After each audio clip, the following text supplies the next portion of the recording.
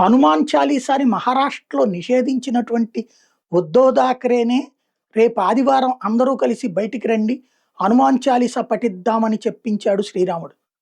అట్లాగే అయోధ్యలో రాముడు ఎక్కడ పుట్టాడు, అక్కడ పుట్టాడని ఎవడు చెప్పాడు మీకు అని అడిగిన కమ్యూనిస్టుల చేత రామాలయంలో డబ్బుల గురించి మాట్లాడిస్తున్నాడు. రామ జపం చేపిస్తున్నాడు అదే రాముడు.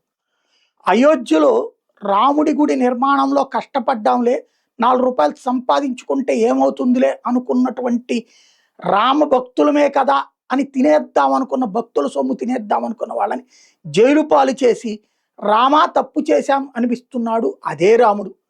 అదే సందర్భంలో రాముడి కోసం కష్టపడ్డాం దశాబ్దాల తరబడి అని అప్రమత్తత కనుక వీడితే చివరికి ఆ అప్రమత్తత లోపం కారణంగా జరిగిన దొంగతనం కారణంగా అవమానాల పాలవుతారు మీరు అని శ్రీరామ్ అనిపిస్తున్నాడు అదే శ్రీరాముడు బీజేపీ వాళ్ళ చేత కూడా.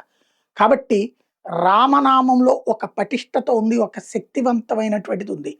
ఇక్కడ వెరీ సింపుల్ ఏంటంటే రాముడుని చూసి నేర్చుకోవాల్సింది.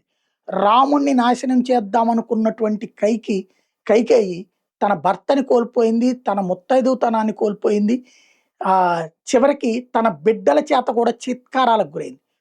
రాముడి భార్యను ఏదో చేద్దామనుకున్నటువంటి రావణుడు చివరికి ఒక గొప్ప బ్రాహ్మణుడు అయ్యుండి ప్రపంచం మొత్తంకి శక్తివంతుడయ్యుండి నా కుక్క చావు చావాల్సిన పరిస్థితి వచ్చింది.